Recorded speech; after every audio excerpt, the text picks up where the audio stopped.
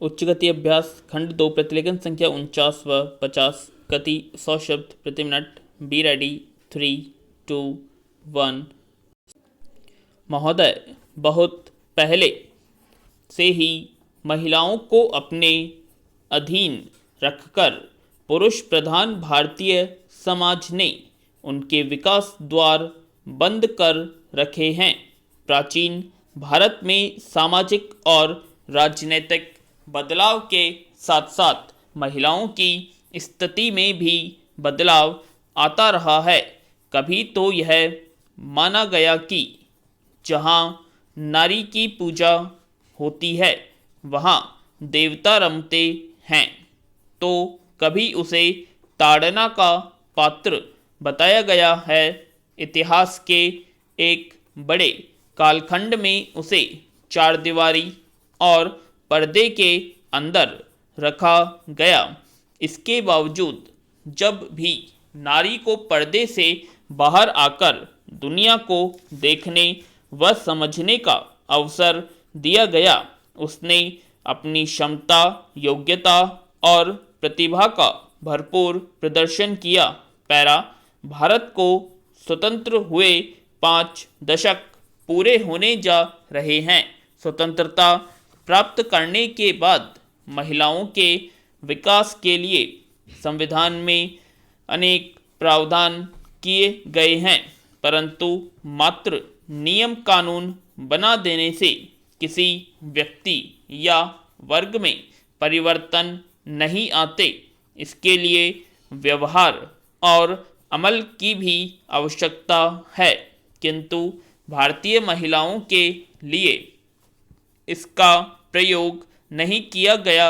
यूं तो प्रथम योजना काल से ही महिला विकास के छिटपुट प्रयास आरंभ हो गए थे, परंतु हकीकत में सर्वप्रथम छठी योजना के दस्तावेज में महिलाओं के सामाजिक व आर्थिक विकास का अध्याय जोड़ा गया।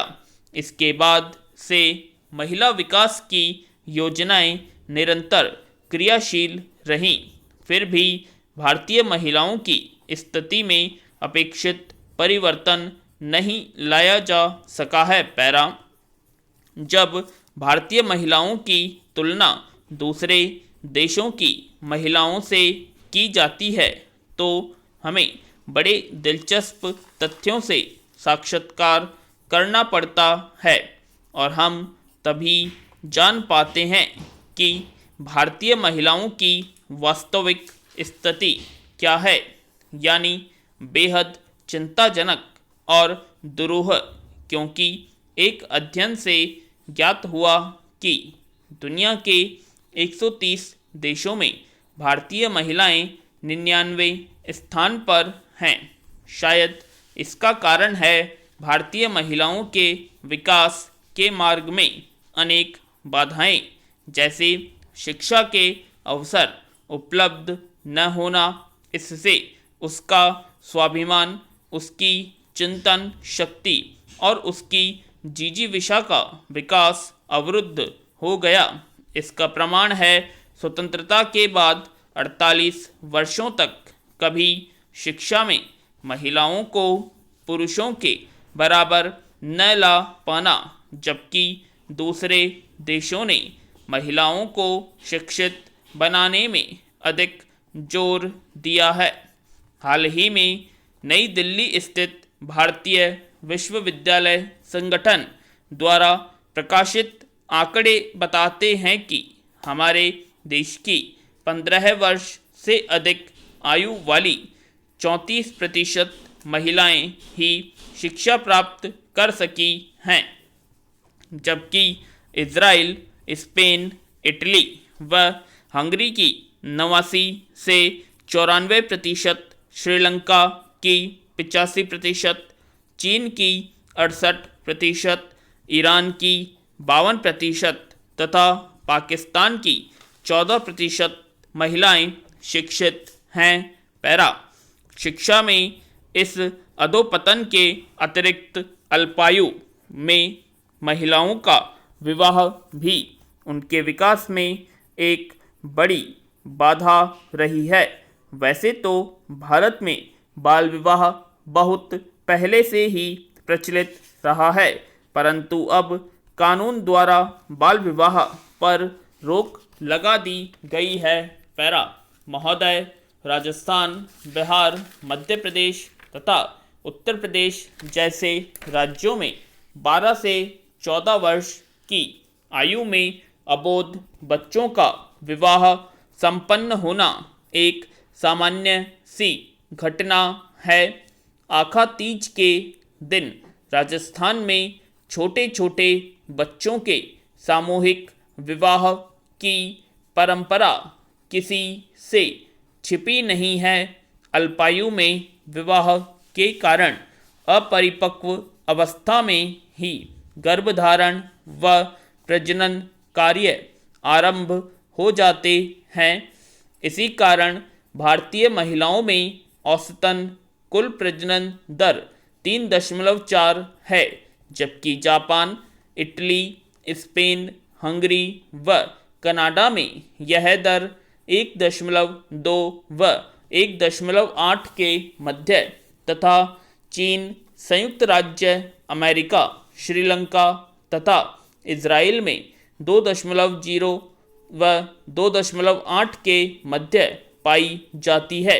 महिलाओं में प्रजनन दर कम करने के लिए परिवार कल्याण कार्यक्रम के जरिए अनेक सरकारी प्रयास किए गए हैं, परंतु परंपरावादी विचारधारा, साक्षरता और सरकारी मशीनरी की सक्रियता में कमी जैसी समस्याओं के कारण भारतीय समाज में विशेष तौर पर ग्रामीण क्षेत्रों में गर्भ निरोधक आधुनिक उपायों, कंडोम, गोली, नसबंदी आदि का प्रचलन कम हो पाया है। जब गर्भ निरोधक उपायों का प्रचलन ही कम हो तो भला जनसंख्या वृद्धि के ग्राफ में गिरावट की आशा कैसे की जा सकती है।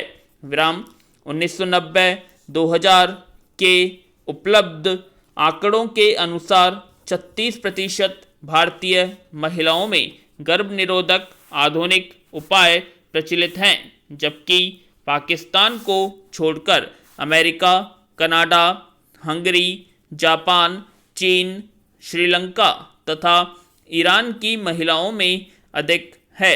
एक अनुमान के अनुसार विवाहित भारतीय महिलाओं के प्रजनन काल का 80% समय बच्चों को जन्म देने व उनको स्तनपान कराने में ही व्यतीत हो जाता है।